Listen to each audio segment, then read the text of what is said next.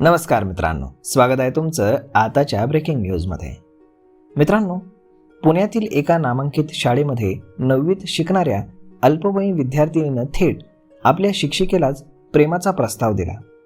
I love you असा संदेश पाठवत अश्लील चॅटिंग सुरू केलं.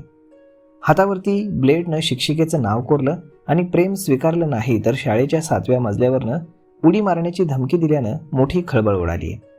या धक्कादायक प्रकारामुळे शाळेतील वातावरण हे तणावपूर्ण बनले असताना वेळेवरती समुपदेशन केल्यानं मोठा अनर्थ टळला.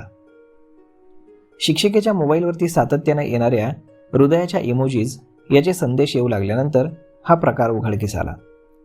तुम्ही मला फार आवडता, तुम्ही दुसऱ्यांशी बोललेलं मला नाही चालत, तुमच्याशिवाय मी नाही राहू शकत अशा आशयाचे संदेश पाठवत विद्यार्थिनीनं मानसिक दबाव निर्माण केला होता. समजावून सांगूनही ती ऐकत नसल्यानं शिक्षिकेनं अखेर शाळा प्रशासनाला याची माहिती दिली. त्यानंतर हातावरती शिक्षिकेचं नाव कोरल्याचं आणि आत्महत्येची धमकी दिल्याचं समोर आलं. या प्रकाराची तीव्रता वाढत असताना काही दिवसांपूर्वी संबंधित विद्यार्थिनीनं तिच्याच वर्गातील एका मुलीला वॉशरूममध्ये गाठून तू खूप सुंदर दिसतेस, तुला बॉयफ्रेंड आहे का अशी विचारणा केली होती. घाबरलेल्या त्या विद्यार्थिनीनं तात्काळ उपमुख्याध्यापिकांकडे तक्रार केली. 9वीतील 4 ते 5 मुलींनाही तिनं आय लव्ह यूचे मेसेज पाठवले होते आणि त्यांच्या हातामध्ये अंगठी घालण्याचा प्रयत्न केल्याचंही चौकशीमध्ये समोर आलं होतं. विशेष म्हणजे वर्गामध्ये न बसता शाळेत फिरणं आणि शिक्षिकांकडे एकटक पाहत राहणं हे तिचं रोजचं झालं होतं.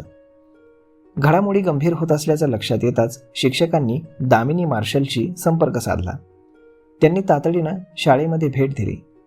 पोलिसी कारवाईऐवजी मानसशास्त्रीय दृष्टिकोनातून समुपदेशनाचा मार्ग निवडत विद्यार्थिनीला शांतपणे विश्वासात घेऊन तिचं म्हणणं पूर्णपणे ऐकून घेण्यात आलं.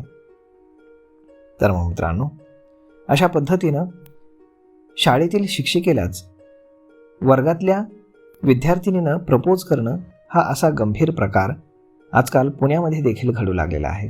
त्यामुळे पालकवर्ग मोठ्या चिंतेमध्ये आहे. तर मग मित्रांनो, यावरती आपलं मत काय हे तुम्ही आम्हाला कमेंट करून नक्कीच सांगा.